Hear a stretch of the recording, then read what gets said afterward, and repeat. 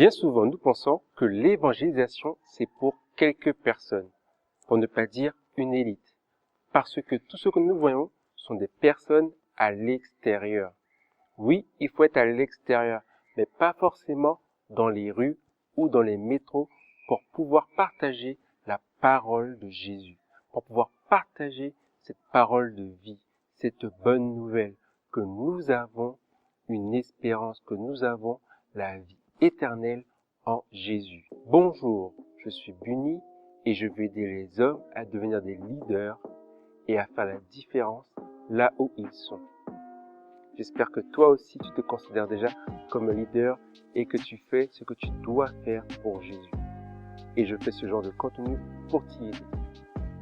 Eh bien, en étant dans son appel, on peut évangéliser naturellement.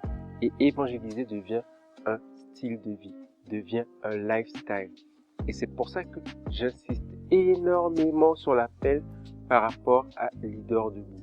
Parce que lorsque tu connais ton appel, tu évangélises naturellement, simplement en étant qui tu dois être. Parce que quand tu es qui Dieu attend de toi, tu peux réellement être une solution. Et quand tu es une solution, tu peux partager la solution des solutions, c'est-à-dire Jésus. Et voici 4 étapes pour mieux comprendre comment tu évangélises en étant pleinement dans ton appel. La première étape, c'est le contact. La deuxième étape, c'est la connexion. La troisième, c'est la parole. Et la quatrième, c'est la formation. Je reprends. Première étape, contact. Deuxième, connexion. La troisième, parole. Et la quatrième, formation. Parce que l'objectif, c'est que nous soyons tous des disciples. Et comment on y arrive? C'est tout simplement, la première chose, c'est de créer un contact. Un contact, c'est simple. Dans ton travail, tu es en contact avec tes collègues. Vous avez un point commun, le travail que vous faites. Et quand tu es en contact, tu peux aller vers la connexion, c'est-à-dire partager un peu plus de qui tu es, en savoir un peu plus qui ils sont. Ça, c'est par rapport à tes collègues et c'est la même chose avec tes amis. Par rapport à l'appel, c'est que qui tu es réservé à une nation, un groupe de personnes qui a besoin de ta solution, qui a besoin de qui tu es. Parce que ton parcours, ta vie n'est pas un hasard. Et Dieu veut l'utiliser pour aider ces personnes. Je t'invite à aller voir les autres vidéos où je parle de l'appel des disciples et de faire des nations des disciples. Donc vraiment, le contact, c'est par rapport à là où tu es. Que ce soit au travail, à l'école, dans ta famille, avec tes amis. Qui tu es permet le premier contact. Et quand tu es dans ton appel, c'est un contact encore plus précis parce que ce sont des personnes qui t'attendent. Elles attendent la personne que tu es. Ensuite, la connexion. La connexion, comme je te disais, c'est que quand vous apprenez à mieux vous connaître, quand tu crées la confiance, quand tu crées vraiment ce rapport d'amitié peut-être avec certaines personnes, mais vraiment où vous pouvez échanger, parler des problèmes, parler de la vie réelle, pas juste de la pluie et du beau temps.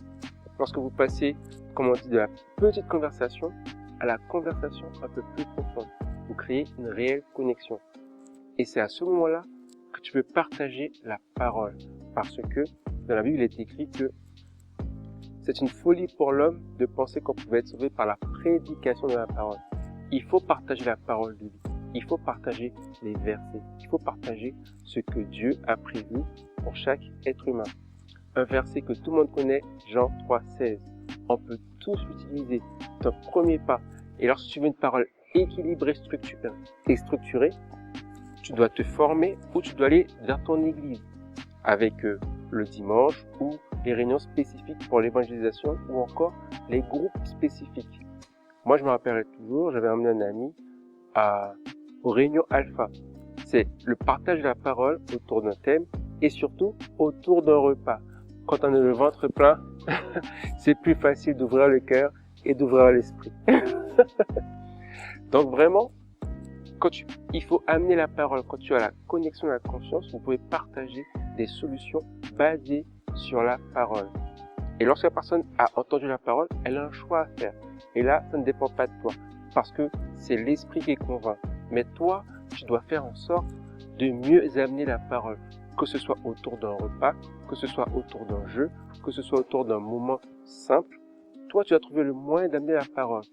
Ou encore à l'église, tu l'invites à l'église. Mais d'abord, il y a le contact et la connexion. C'est une personne de confiance que tu amènes à l'église. C'est pas juste quelqu'un que tu as croisé, que tu ne connais pas. Parce que, comme ça, elle aura envie d'être avec toi pour partager et comprendre ce que tu vis chaque jour avec la parole. Et pour finir, si elle accepte, il y a la formation. Parce que, ensuite, on doit devenir des disciples.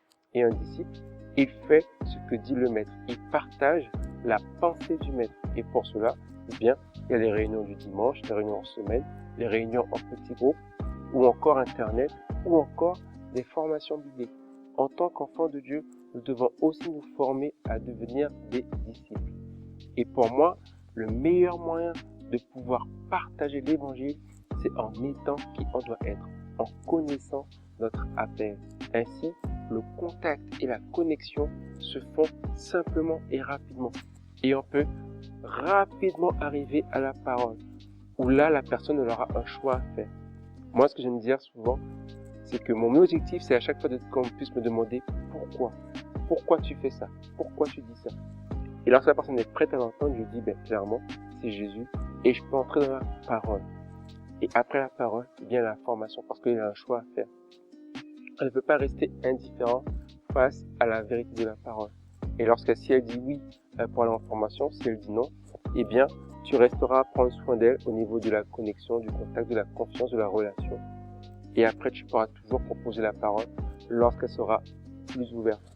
Et tout ça pour te dire que si tu le fais simplement, naturellement, dans ton style de vie, dans ta vie de tous les jours, eh bien, tu verras que évangéliser, c'est normal. Évangéliser, c'est pour tout le monde et c'est pas juste pour un groupe de personnes, c'est pas juste pour une élite qui va dans la rue, dans les métros. On peut le faire simplement dans les soirées d'anniversaire, dans les soirées avec les amis, soirées ciné. Moi, avec les films, il y a toujours un point du film qui permet de parler de Jésus. Toujours. Donc, vraiment, sois tranquille, sois simple et vraiment cherche à connaître ton appel.